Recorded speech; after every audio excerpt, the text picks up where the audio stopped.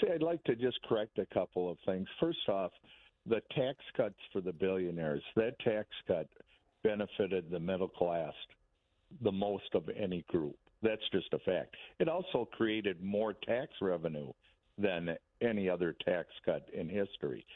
Secondly, when you get into the issue of whether or not whether or not we should be in Ukraine or Gaza, he's doing something about it. He's trying something. He's offered up something different. I mean, the idea that we just continue with the process that hasn't worked for 60, 70 years, that just ends up in another war and another war. Something different has to happen in Gaza. American people elected a president, a House, and a Senate. I think you just got to come to the acceptance that the American people don't believe what you believe anymore.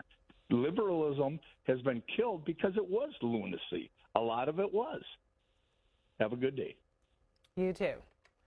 There was a lot in that. I just want to point out that Donald Trump did not win a 50% majority of the vote. Vice President Kamala Harris received 75 million votes. So the idea that liberalism is dead is just mathematically untrue. It's funny that Republicans want to talk about America first.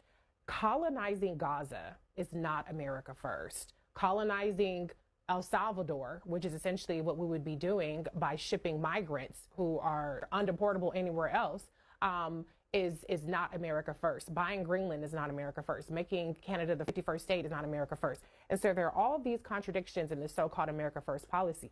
I don't think doing something different in terms of just completely disregarding the sovereignty of a nation like Ukraine or disregarding the humanity of Palestinians by forcibly dislocating them, saying that they can't return because America now owns Gaza, is the something different that we need for this country. The something different that we need is more investment in the American people, more investment in our healthcare, more investment in our schools, and more investment in fighting this climate change that is running rampant across this country. Those are the kinds of investments that we need. And then the last point on the tax cuts, I believe 80% or more went to the top 1% in the country. It ran up trillions of dollars of deficits. And even though middle class people and working people initially got a cut, with each year, our tax bills went up.